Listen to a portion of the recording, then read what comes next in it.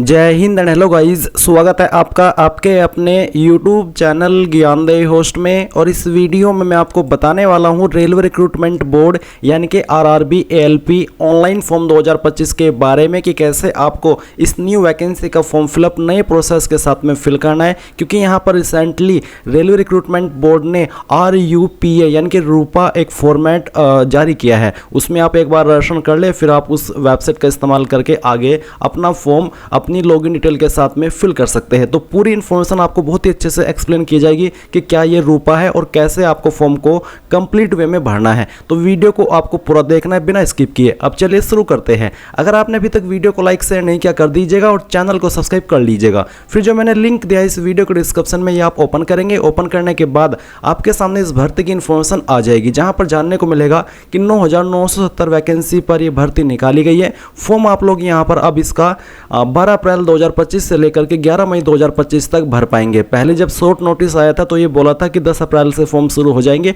पर कुछ technical issue की वजह से आपके फॉर्म 12 अप्रैल 2025 से स्टार्ट होकर के यहाँ पर अब 11 मई 2025 तक भरे जाएंगे। किस जोनल के लिए कितनी वैकेंसी है वो आप यहाँ पर चेक कर सकते हैं। एंड आप इंपोर्टेंट लिंक के सेक्शन में आकर के ऑफिशियल नोटिफिकेशन PDF के ऊपर क्लिक करके इस डिटेल्ड नोटिफिकेशन से यहाँ पर संपूर्ण जानकारी देख सकते हैं, जहाँ पर आपकी फॉर्म फिल करने की स्टार्टिंग डेट, फॉर्म फिल करने की क्लोजिंग डेट, इसके अलावा यहाँ पर फीस पे करने की लास्ट डेट और साथ ही साथ करेक्शन करने के लिए आपको यहाँ पर 14 मई से 23 मई 2025 तक का समय दिया है। फिर गाइज इसमें आप देखेंगे कि आपको लेवल 2 की सैलरी मिलेगी। इनिशियल पे 19,900 रुपये होगा। टोटल वैकेंसी आपकी 9,970 है और एज लिमिट आपकी 18 से 30 साल के बीच रखी गई है। फिर आप यहाँ पर थोड़ा सा और नीचे आएंगे तो इसके जनरल इंस्ट्रक्शंस आप यहाँ पर देखेंगे। आपकी क्वालिफिकेशन की जानकारी आप यहाँ पर चेक कर लेंगे। एज के अंदर छूट कितनी मिलेगी वो आप यहाँ पर देख सकते हैं। फीस की इन्फॉर्मेशन आपको दी गई है। बेसिकली जनरल OBC को यहाँ पर 500 रुपये फीस, SC ST फीमेल को यहाँ पर 250 रुपये फीस देनी होगी। और जैसे पहले इसमें 2024 के अंदर हुआ था कि जैसे ही आप स्टेज फर्स्ट का एग्जाम दे देंगे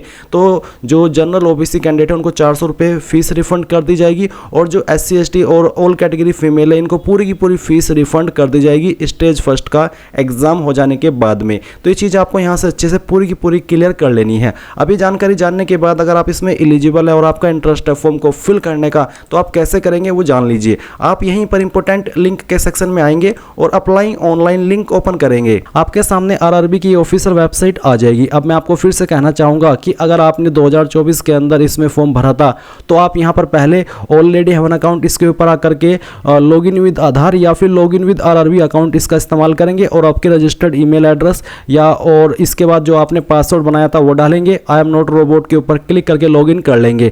गाइज मान लीजिए आपने इसमें रजिस्ट्रेशन किया था 2024 के अंदर, पर अभी आप अपना पासवर्ड भूल चुके हैं, तो आप यहाँ पर फॉरगॉट पासवर्ड इसके ऊपर क्लिक करेंगे।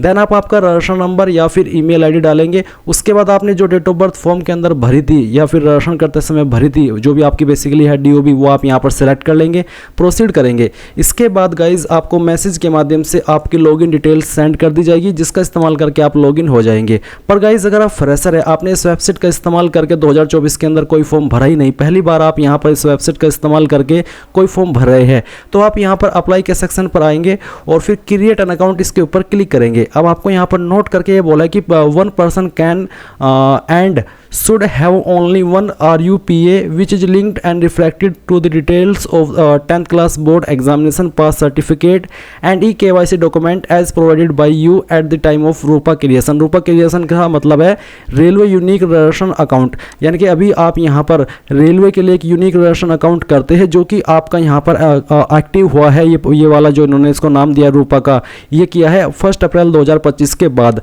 तो यानी कि अगर आप इसमें 1 अप्रैल 2025 के बाद में फॉर्म को भर रहे हैं तो आपको ये रूपा अकाउंट बनाना है, जिसमें आपको 9 डिजिट का जो एक ID है वो मिलेगा। तो आप यहाँ पर क्या करेंगे, do you have railway unique registration account, तो आपके पास नहीं है तो आप यहाँ पर नो कर देंगे।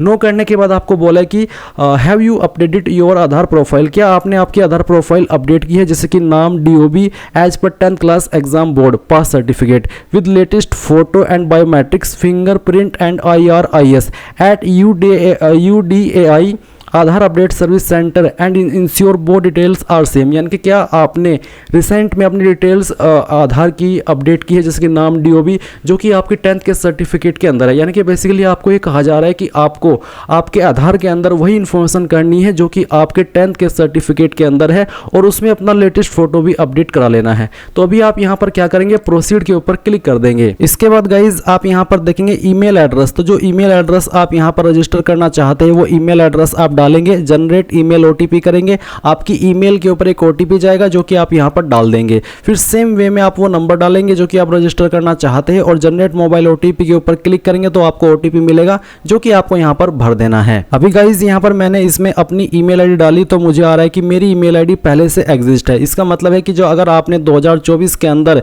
इसमें रजिस्ट्रेशन किया था तो वही रजिस्ट्रेशन यहाँ पर अभी तक एक्टिव है, आप उसी डिटेल्स का इस्तेमाल करके लॉगिन कर पाएंगे। पर अगर आप, जैसे कि मैंने कहा कि पहली बार इस वेबसाइट का इस्तेमाल करके कोई फॉर्म भर रहे हैं, तो फिर आपको यहाँ पर इसमें आगे का जो प्रोसेस है वो फॉलो करना है। तो जैसे ही आपकी ईमेल और नंबर वेरीफाई होगा, इसके बाद आपको यहाँ पर फुल नेम डालना है। फुल नेम आप आपका 10th के सर्टिफिकेट के अकॉर्डिंग फिल करेंगे। ये नाम डालने के बाद आप रीटाइप फुल नेम के अंदर दोबारा से अपना पूरा नाम डालेंगे 10th के सर्टिफिकेट के अकॉर्डिंग ही, और उसके बाद आप यहाँ पर देखेंगे date of birth. Date of birth भी आपके 10th के सर्टिफिकेट के अकॉर्डिंग होनी चाहिए। आप यहाँ पर इस तरह से कैलेंडर पर आएंगे, अपना ईयर सेलेक्ट करेंगे बर्थ का, फिर यहाँ से आपको आपका डे सेलेक्ट कर लेना है। सॉरी, पहले आपको यहाँ पर जो आपका मंथ है वो आपको सेलेक्ट करना है, फिर यहाँ से डे, तो आपका डेट ऑफ बर्थ आ जाएगा। सेम वे में आप यहाँ पर अपनी जो डेट ऑफ बर्थ है वो एंटर करेंगे। आप यहाँ पर खुद से भी एंटर कर सकते हैं, जैसे कि मैं आपको यहाँ पर एंटर करके दिखा रहा हूँ। इसके बाद आता है सिलेक्ट जेंडर। तो आप आपका जेंडर सेलेक्ट कर लेंगे, इसको दोबारा सेलेक्ट करके वेरीफाई करेंगे। आपका जो भी फादर नेम है वो ही आपको यहाँ पर एंटर कर देना है,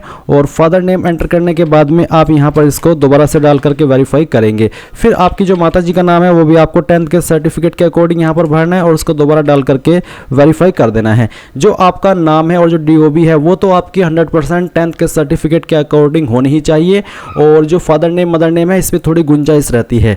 तो फिर आप यहाँ पर नीचे आएंगे और देखेंगे मैट्रिकुलेशन डिटेल्स। तो आपको बोला है as recorded in 10th class board pass certificate, वही इन्फॉर्मेशन भरिएगा जो कि आपके 10th क्लास सर्टिफिकेट के अंदर है। तो पहले तो आप यहाँ पर बोर्ड बताइए कि आपका सीबीएसई बोर्ड है, आईसीएसई बोर्ड है या फिर स्टेट बोर्ड है। स्टेट बोर्ड जैसे कि अगर आप यूपी से और आपने आपकी जो 10वीं है वो की है यूपी बोर्ड से, तो इसका मतलब है कि आपका स्टेट बोर्ड है, तो आप यहाँ पर स्टेट बोर्ड ऐसे सेलेक्ट कर सकते हैं। उसके बाद दोबारा से आप इसको सेलेक्ट कर सकते हैं। फिर यहाँ पर आएगा 10th class board passing roll number, जो आपका 10वीं का रोल नंबर था वो आप यहाँ पर एंटर करेंगे। इसको दोबारा डाल करके आपको यहाँ पर एंटर कर देना है।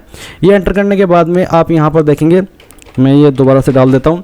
इसके बाद देखेंगे सर्टिफिकेट नंबर। तो जो आपका 10th का सर्टिफिकेट नंबर है वो आपको यहाँ पर डालना है, और फिर इस नंबर को दोबारा डाल करके वेरीफाई कर देना है। फिर आती है सर्टिफिकेट डेट, यानी कि ये आपका जो सर्टिफिकेट है वो आपका किस डेट में जारी हुआ है। तो आपको आपकी मार्कशीट चेक करनी है, उसमें आपको पीछे की तरफ आपकी जो सर्टिफिकेट की इशू डेट है वहाँ पर देखने को मिल सकती है, या फिर फ्रंट पर भी आपकी इशू डेट आपको देखने को मिल सकती है। तो जिस डेट में भी आपने आपकी पास की है 10वीं, आपके सर्टिफिकेट के ऊपर जो डेट मेंशन है वो आपको यहाँ पर सिलेक्ट कर लेनी है, जैसे कि मैं आपको यहाँ पर सिलेक्ट करके दिखा रहा हूँ। फिर आप इसको दोबारा से सिलेक्ट करके वेरीफाई कर लेंगे। इसके बाद यहाँ पर आते हैं कंट्री ऑफ नेशनलिटी। तो आप इसमें इंडिया सेलेक्ट कर लेंगे अगर आप इंडिया से, अगर आपकी अन्य डिटेल्स है इनमें से जैसे कि नेपाल भूटान तो आप वो भी सेलेक्ट कर सकते हैं। तो मोस्टली इंडियन कैंडिडेट फॉर्म को भरेंगे तो यहाँ पर हम इंडिया सेलेक्ट कर लेते हैं। अब आता है आधार verification.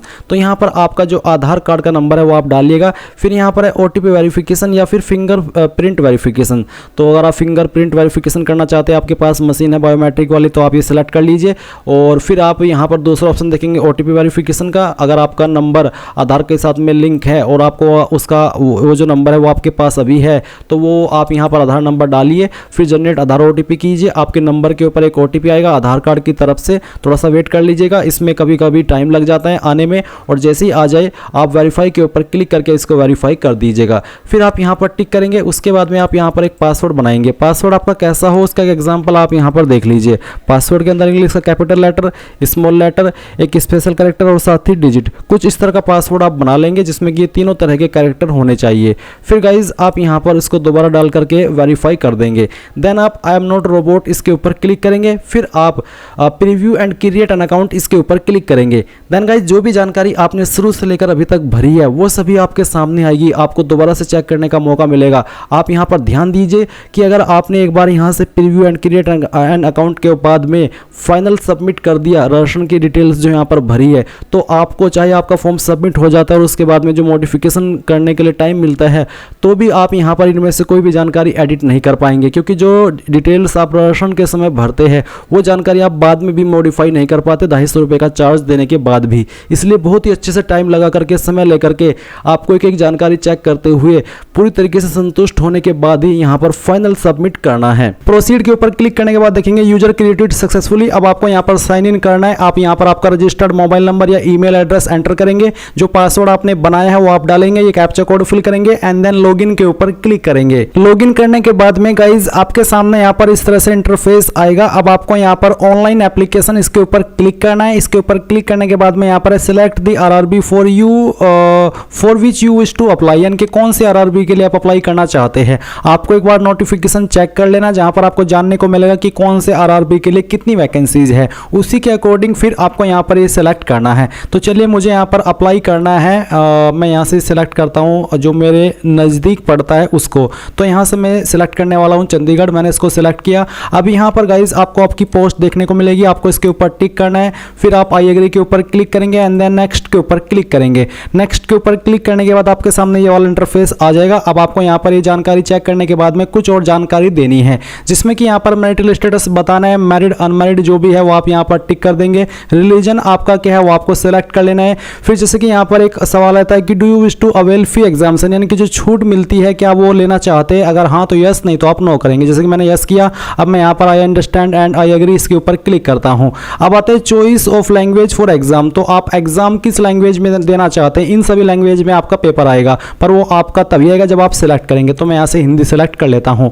Permanent visible mark of identification, आपकी बॉडी के ऊपर वो निशान जिससे आपके शरीर की पहचान होती है, ये मार्क आपकी बॉडी के ऊपर कहीं पर भी हो सकता है, बट परमानेंट मार्क होना चाहिए। तो आप इस मार्क के बारे में लिखेंगे। अगर आपकी बॉडी के ऊपर कोई मार्क नहीं है ढूंढने के बाद भी, तो आप नो मार्क लिखेंगे, क्योंकि यहाँ पर ये ऑप्शन फिल करने अनिवार्य है। जैसे कि यहाँ पर मेरी बॉडी के ऊपर एक ही मार्क है, सेकंड मार्क नहीं है, तो सेकंड वाले में मैं यहाँ पर नो मार्क लिख रहा हूँ। अब आती कम्युनिटी, तो आपको यहाँ पर आपकी कास्ट कैटेगरी बतानी है, general, SC ST OBC EWS जो भी है वो आप यहाँ पर सेलेक्ट कर लीजिएगा। जैसे कि अगर मैं यहाँ पर SC सेलेक्ट करता हूँ तो आता है only those communities which are recognised by the central government of India as SC ST, यानी कि यहाँ पर सेंट्रल का सर्टिफिकेट लगेगा, तो सेंट्रल के अकॉर्डिंग आप यहाँ पर जानकारी भरेंगे।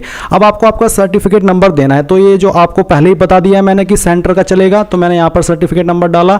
इश्यूइंग अथॉरिटी, किस अथॉरिटी के द्वारा आपका सर्टिफिकेट जारी हुआ है, तो इन पोस्ट के अधिकारी द्वारा आपका सर्टिफिकेट जनरली जारी होता है, जो कि यहाँ पर मेंशन की गई है। तो इनमें से कौन सी पोस्ट के अधिकारी ने आपका सर्टिफिकेट जारी किया है, आपको आपके सर्टिफिकेट पर जहां मोहर लगी हुई होती है वहीं पर देखने को मिल जाएगा कि कौन से पोस्ट के अधिकारी ने जारी किया है, उसी की पोस्ट को आपको सिलेक्ट करना होगा। इशू डेट, तो कहाँ सॉरी इशू स्टेट आपको यहाँ पर बताने की किस स्टेट के द्वारा इशू हुआ है, वो स्टेट आप सिलेक्ट कर लेंगे। डेट ऑफ इशू, कब ये इशू हुआ है वो डेट आप सिलेक्ट कर लेंगे। फिर आता है कि do you wish to avail free rail travel pass for the exam, यानी कि जो छूट मिलती है फ्री रेल ट्रेवल के लिए, अगर आप उसको अवेल करना चाहते हैं, लेना चाहते तो आप यस करेंगे। यस करने के बाद में आपको please indicate nearest railway station, आपका नियरेस्ट रेलवे स्टेशन कौन सा है वो आपको यहाँ पर एंटर करना है।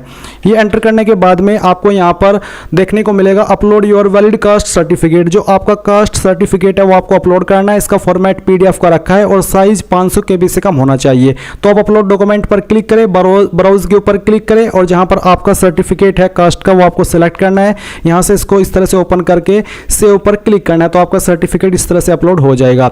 अब आता है पोस्टल एड्रेस, तो जो आपका प्रेजेंट एड्रेस है वो आप फिल करेंगे। पहले आपको आपकी स्टेट सेलेक्ट करनी है, फिर आपकी जो डिस्ट्रिक्ट है उस स्टेट के अंदर वो आपको सेलेक्ट करनी है।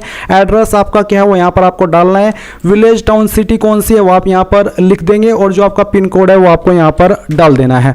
अगर आपका प्रेजेंट और परमानेंट एड्रेस एक है तो आप यहाँ पर नीचे टिक कर देंगे, अगर अलग है तो अनटिक करके अलग से भर दीजिएगा परमानेंट एड्रेस और फिर आप सेव के ऊपर क्लिक करके नेक्स्ट पर क्लिक करेंगे। अब आपके सामने यहाँ पर कैटेगरी डिटेल आती है, जहाँ पर एक्स सर्विसमैन पूछा है कि क्या आप एक्स सर्विसमैन है, अगर हाँ तो यस, नहीं तो आप नो करेंगे। फिर आता है कि are you an EBC certificate holder, यानी कि इकोनॉमिकली बैकवर्ड क्लास कैंडिडेट है, अगर हाँ तो यस, नहीं तो आप नो करेंगे। फिर आता है आपके सामने details of serving railway applicant, are you an employee of Indian railways, अगर आप इंडियन रेलवेज के एम्प्लॉय है तो आप यस करिए, नहीं तो आपको नो करना है। जैसे कि मैंने यहाँ पर नो किया। फिर अगला सवाल है कि name of the current department organisation, अगर यहाँ पर आपको बताना है करंट डिपार्टमेंट, अगर आप कोई जॉब कर रहे हैं अभी तो आपको बताना है कि कौन से डिपार्टमेंट के अंदर करें, सेंट्रल, स्टेट, PSU, अगर नहीं तो आप नॉट एप्लीकेबल के ऊपर टिक कर देंगे। फिर आता है details of course completed act apprentice, अगर आपने एक्ट अप्रेंटिस किया तो आप यस करें। यस करने करने के बाद में आपको नेम ऑफ द ट्रेड बताना कि किस ट्रेड के अंदर की है, ट्रेनिंग फ्रॉम डेट बतानी है, ट्रेनिंग कब तक की है वो बताना है, और सर्टिफिकेट नंबर देना है और सर्टिफिकेट की डेट भी देनी है।